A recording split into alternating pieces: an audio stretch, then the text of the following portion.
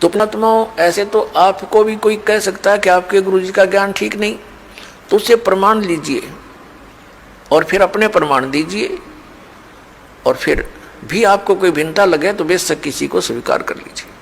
लेकिन दास ये दावे के साथ कहता है कि इस विश्व के अंदर इस दास के अतिरिक्त न तो तत्व ज्ञान है और न ही भक्ति का कोई मंत्र समाधान है। सबके पास यूजलेस मंत्र है, मोक्षदायक नहीं है, वो सब झूठे और गलत मंत्र है, शास्त्र विरुद्ध ज्ञान है। ये ढोल के डंके पर कहते हैं। और ऐसा है तो प्रमाण दे कोई हमारे सामने आए। हमने अध्यात्म ज्ञान चर्चा का एक प्रोग्राम चलाया, उसमें सामने आए और अपना पक्ष प्रस्तुत करे।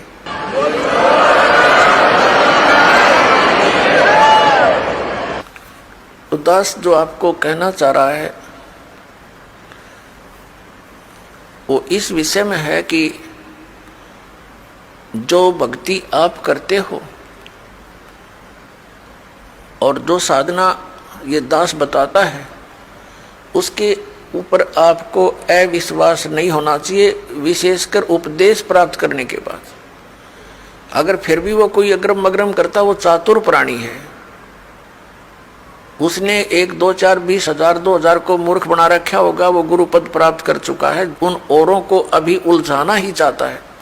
अन्यथा इतने प्रमाण देखकर तो मूढ़मती भी इंसान समझ जाता है कि यह संत क्या बताना चाहता है। तो कहने का दास का तात्पर्य यह है कि जब आप उपदेशी हो जाओ, उसके बाद आप दास के वचन सुनो और उनको फाइनल मानो। उपदेश लेने से पहले आप पूरी तर्क वितर्क करो, अपने माइंड से एक दूसरे के साथ करो कि ये कैसे लिखा है, ये ऐसे लिखा, फिर प्रमाण देखो। हमने तो अध्याय और उनके पृष्ठ नंबर और अध्याय नंबर, उनके श्लोक नंबर दे रखे हैं, आपके प्रमाणित ग्रंथ होंगे। पुण्यात्माओं, दास अपनी तरफ से एक शब्द नहीं बोलता, क्योंकि हम जीव हैं। जीव जो अपनी तरफ से बोलेगा वो यदि सदग्रंथों से परिचित नहीं है तो जीव सतर का ही बोल सकता है। लेकिन दास ने उन सदग्रंथों को पढ़ा है जो गॉड गिवन है, और गॉड गिवन जो विचार हैं वो जीव सतर से बाहर होते हैं। गॉड गिवन परमात्मा दत्त जो ज्ञान है उस पर जीव सोच ही नहीं सकता वहां तक, तो उनको हमने फाइनल ही मानना होगा। दैट्स ऑल, ये समझ लेना। और ये आपको निश्चय हो जाना चाहिए कि दास जो बोलेगा वो सदग्रंथों से ही बोलता है। जो सदग्रंथों में लिखा है और जिसको हमारे धर्मगुरु समझ नहीं सके, दास उनको समझा रहा है कि इस सदग्रंथ का कहने का तात्पर्य ये है, ये न्यू का न्यू लिखा हुआ है, एज इट इज रिटन है, जो का त्यों लिखा हुआ है, और उसको हमारे धर्मगुरु समझ नहीं सके। बस इतनी सी बात है।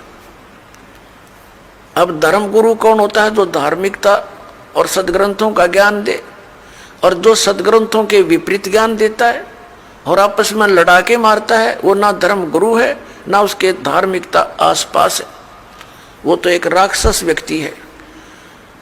पीछे आप देखते आए हो, हिंदुओं के गुरु मुसलमानों के साथ लड़ाते हैं, मुसलमानों के गुरु हिंदुओं के साथ लड़ाई करवाते हैं अपने उल्लू सीधा करने के लिए, और वो हमें मूर्ख बनाते रहे। अब हम देखेंगे अपने सदग्रंथों को, और सदग्रंथों में वर्णित विधि है, उससे हम मोक्ष प्राप्ति करेंगे।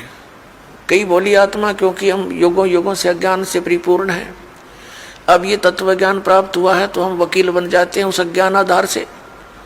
तो उसमें आप जी ने ये सोचना चाहिए, यदि हम विद्वान होते तो हमें यह ज्ञान पहले ही प्राप्त होता।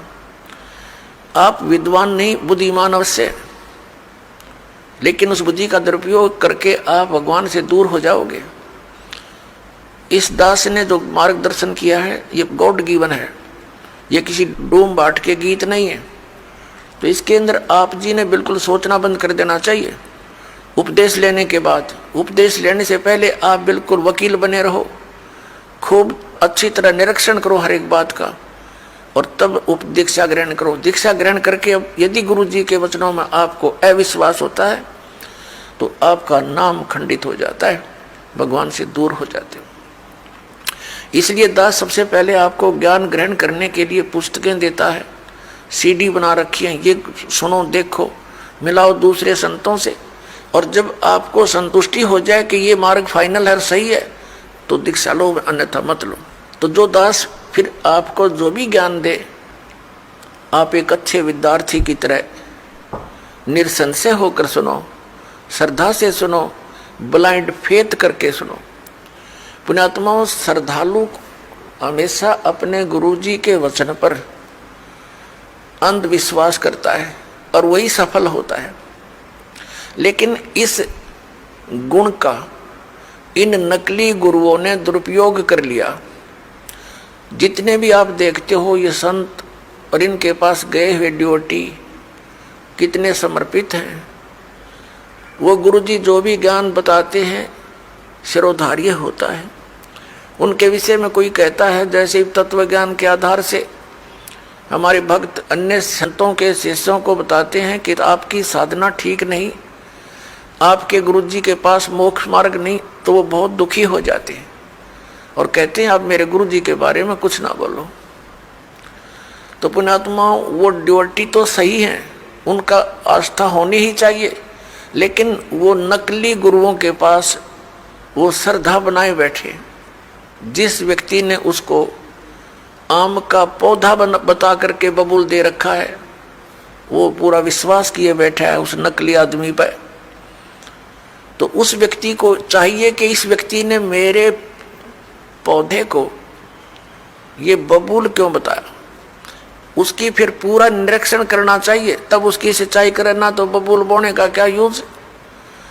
तो जैसे भी किसी को ये शंका उत्पन्न करता है कोई कि भी आपका भक्ति मार्ग ठीक नहीं, तो उससे पूरा पूछे, अच्छी तरह निरीक्षण करे और फिर इन सदग्रंथों से मेल करे। क्योंकि किसी के लोक वेद से यानी कहने सुनने मात्र से अपने पद से डगमग होना ठीक नहीं। अपने आत्माओं, ये दास आपको जो ज्ञान देता है ये शास्त्र अनुकूल है। पवित्र श्रीमद् भगवत गीता, पवित्र चारों वेद और पवित्र पुराण, ये पवित्र हिंदू धर्म के श्रद्धालुओं के लिए शिरोधार्य हैं। और हमने शिरोधार्य का अर्थ होता है इनमें जो लिखा है वो सत्य है, और इससे बाहर कोई बताता वो असत्य है। असत्य डुप्लीकेट और सत्य ओरिजिनल। तो ओरिजिनल वस्तु से लाभ होगा, डुप्लीकेट से नहीं होगा।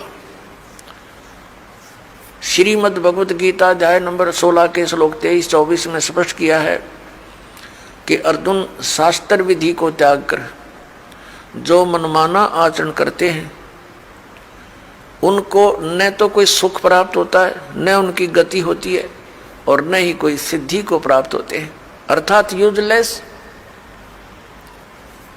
तो फिर फायदा क्या उस भक्ति के करने का। तो गीता अध्याय नंबर 16 के श्लोक नंबर 24 में तुरंत कहा कि इससे तेरे लिए अर्जुन कर्तव्य और अकर्तव्य की व्यवस्था में, यानी कौन सी भक्ति करनी चाहिए और कौन सी ना करनी चाहिए, सदग्रंथ ही प्रमाण है, उनको आधार मानना। सदग्रंथों के विपरीत कोई ज्ञान देता है उसको स्वीकार मत करना, वो गुरु ठीक नहीं। भावार्थ ये है इस पवित्र सदग्रंथ के इस श्लोकों का। पुण्यात्माओं, अब ये इतिहास है हमारे हिंदू धर्म के धर्मगुरुओं का, इनके द्वारा दिए गए स्पिरिचुअल नॉलेज का।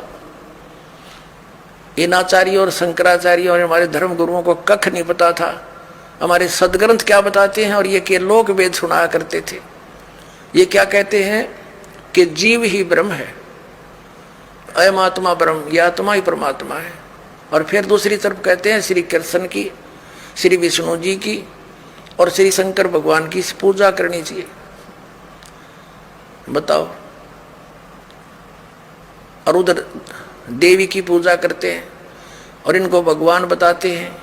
इनके विषय में लिखा है, स्पष्ट है कि ये भगवान है ही नहीं जिनको ये भगवान बनाकर हमें पूजवाया करते थे। तो पुण्यात्माओं, ये सौभाग्य आपका कि परमात्मा ने आपको शिक्षित किया, इस दास को अध्यात्म ज्ञान युक्त किया। अब देखना पूरे विश्व में यह ज्ञान जाएगा और सब मानव का कल्याण हो जाएगा। बोलो सतगुरुदेव। अगर आप ये वीडियो YouTube पर देख रहे हैं तो हमारे चैनल को सब्सक्राइब करें और बेल आइकन को दबाना ना भूलें। अगर आप Facebook पर ये वीडियो देख रहे हैं तो हमारे पेज को लाइक करें।